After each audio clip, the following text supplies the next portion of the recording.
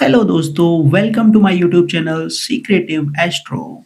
सो दोस्तों, सबसे पहले मैं आपको बता दूं कि अगर आपने हमारा फर्स्ट क्लास नहीं देखा है तो प्लीज़ जाके फर्स्ट क्लास पूरा देख लीजिए, देन ये क्लास ज़्यादा अच्छे से आपको समझ में आएगा। अभी फ़िलहाल इस क्लास में आ गए हैं तो इस क्लास को कंप्लीट कीजिए दोस्तों। ये सेकंड क्लास है हमारी एस्ट्रोलॉजी की दोस्तों। तो आज हम क्या बात करने वाले हैं? आज बहुत ही इम्पोर्टेंट बात हम करने वाले हैं। आज हम बात करेंगे कि कौन-कौन से प्लैनेट्स होते हैं, जिनकी कौन-कौन सी राशियाँ होती हैं। क्योंकि ये बेसिक है, ये जब तक आपको समझ नहीं आएगा तब तक आगे की चीज़ें आप समझ नहीं पाएँगे दोस्तों। तो सबसे पहले अगर हम बात करें, देखिए प्लैनेट्स की बात कर लेते हैं, तो प्लैनेट्स की जो नंबरिंग मैंने रखी है ना, वो न्यूमरोलॉजी के अकॉर्डिंग रखी है, समझ लो। कि 1 सन होता है, 2 मून होता है, 3 जुपिटर होता है। थोड़ा ईज़िली समझ में आ जाता है लोगों को, क्योंकि एस्ट्रोलॉजी थोड़ा कम लोग फ़ॉलो कर पाते हैं, न्यूमरोलॉजी थोड़ा जल्दी फ़ॉलो कर लेते हैं। तो सबसे पहले अगर मैं बात करूँ तो सबसे पहला प्लैनेट मैं यहाँ पे न्यूमरोलॉजी के अकॉर्डिंग आपको बता रहा हूँ, सन हो गया। सन यानी कि सूर्य।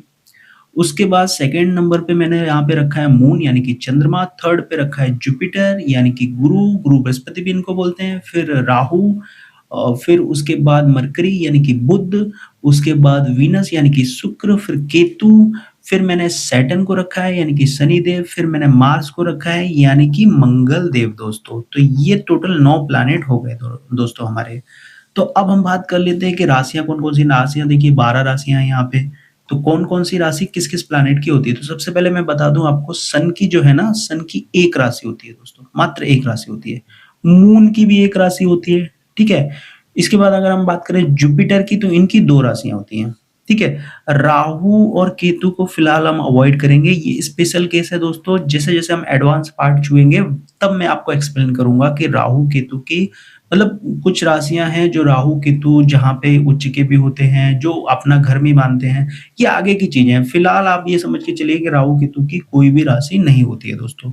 तो फिलहाल हम यही बात करेंगे। आगे हम देख लें, मरकरी की जो है ना, 2 राशियाँ होती हैं, ठीक है?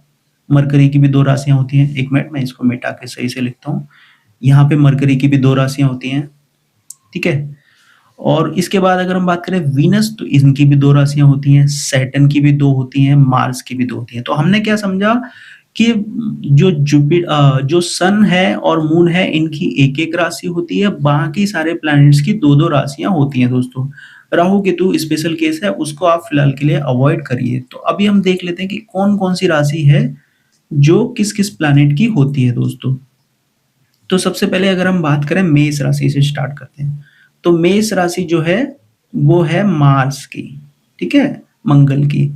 उसके बाद जो टॉरस है यानी कि वृषभ राशि जो है वो है वीनस की दोस्तों। मेष को एरीज भी बोलते हैं, ठीक है? इसके बाद अगर हम बात करें जेमिनी की, तो ये होती है मरकरी की दोस्तों, ठीक है? फिर कैंसर साइन, ये होता है मून का दोस्तों, ठीक है?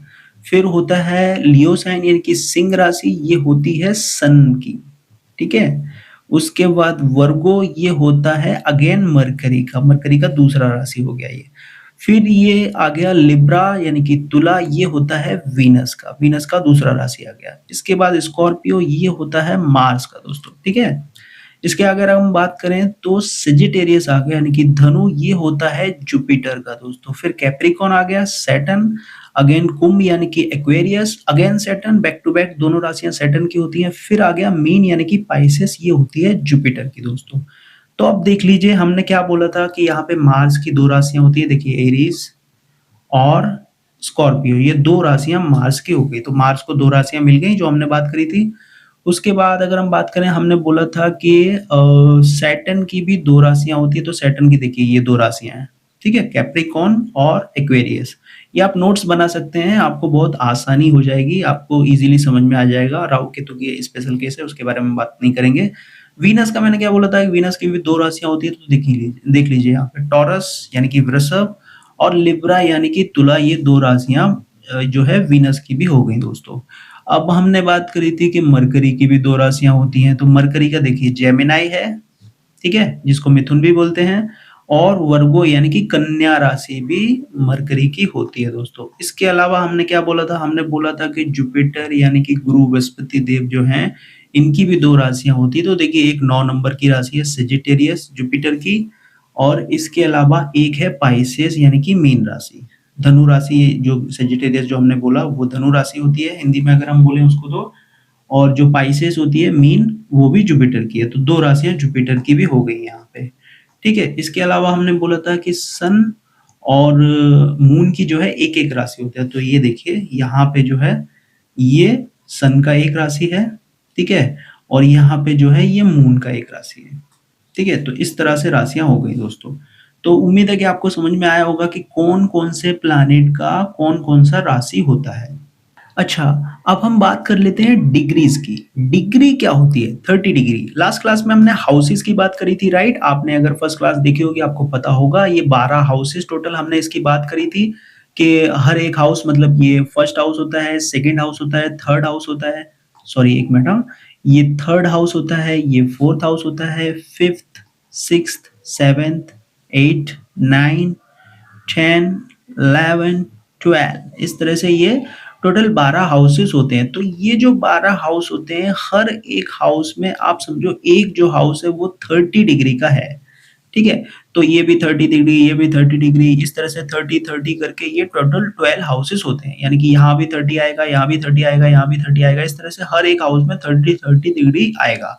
तो 30 डिग्री, 30 इंटू 12 कितना हो गया? 360 डिग्री हो गया, यानी कि 360 डिग्री का ये सर्कल होगा हमारा हो गया। मतलब फर्स्ट हाउस से लेके 12th हाउस तक 360 डिग्री हमारे कंप्लीट हो गए।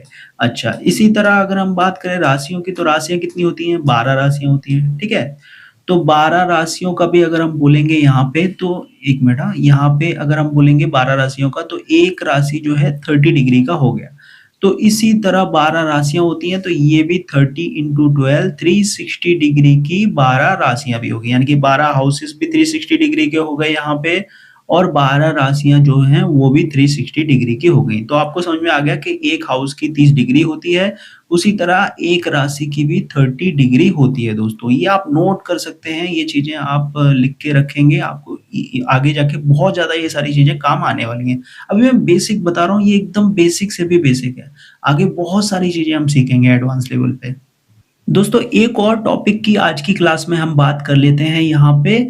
तो यहाँ पे देखिए हाउसेस के कुछ नाम होते हैं। ये जो 12 हाउस हैं इनके कुछ-कुछ नाम होते हैं यहाँ पे, जैसे कि ट्रायंगल है और सेंटर यानी कि केंद्र हाउस है, त्रिक हाउस है, उपचय हाउस है, त्रिसनाय हाउस है। आपने कभी एस्ट्रोलॉजी के अंदर ये सारे नाम सुने होंगे।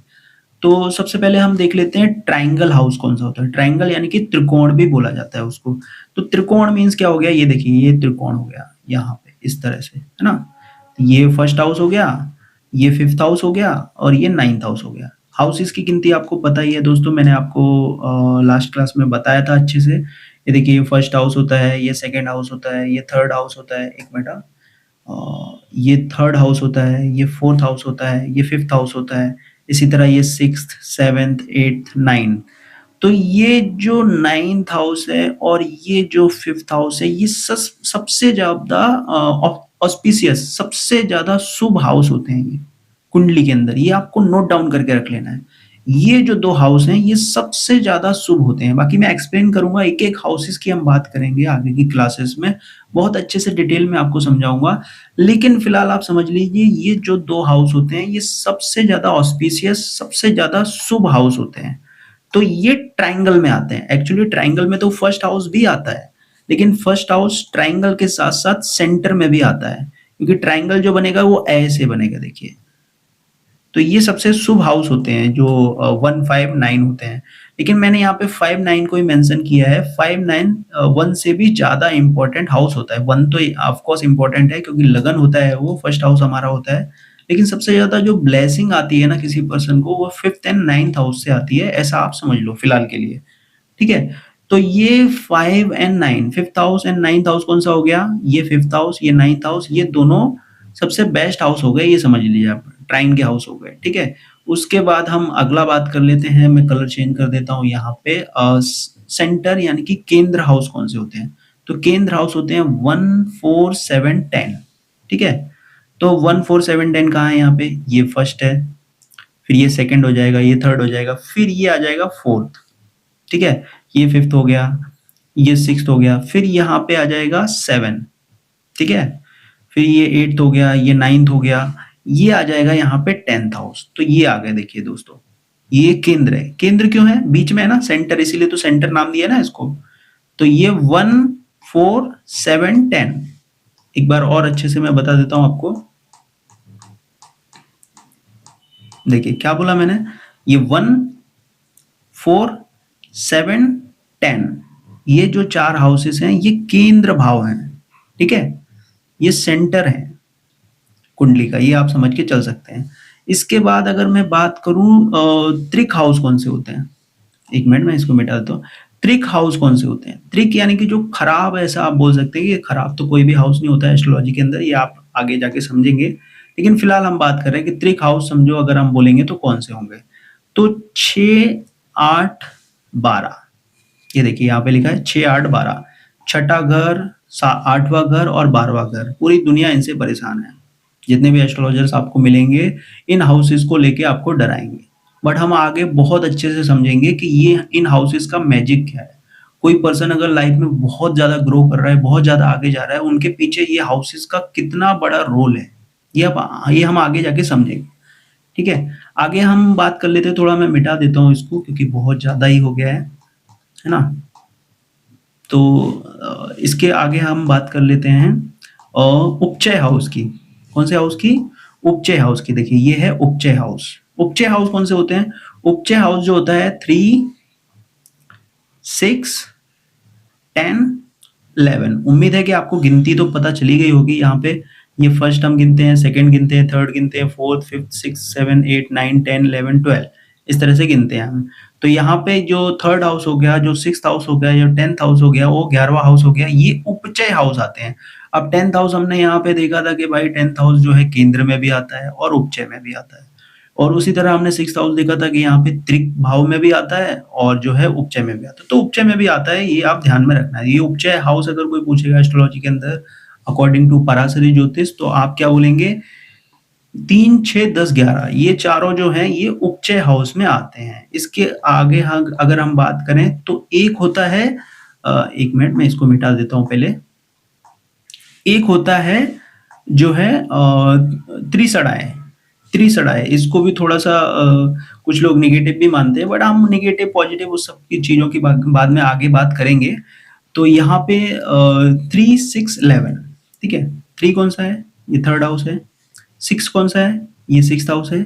11 कौन सा है, ये 11th हाउस है। तो ये जो है ये तीनों बोले जाते हैं। अगर कोई बोलेगा कि कोई एस्ट्रोलॉजी के अंदर त्रिसड़ाए हाउस कौन से होते हैं, तो 3, 6, 11 हमने बताना है, ठीक है। तो उम्मीद है आपको ये चीज थोड़ी सी समझ में आई होगी दोस्तों। बाकी अब आज की क्लास में फिलहाल हम इतना ही रखेंगे। अब अगली जो नेक्स्ट क्लास आएगी उसमें हम इस जो जर्नी को है और आगे लेके जाएंगे दोस्तों। सो उम्मीद करता हूँ आप लोगों को मेरा वीडियो पसंद आ रहा होगा। अगर आपको मेरा वीडियो अच्छा लग रहा है तो लाइक, शेयर एंड सब्सक्राइब जरूर कीजिए चैनल को। Thank you so much.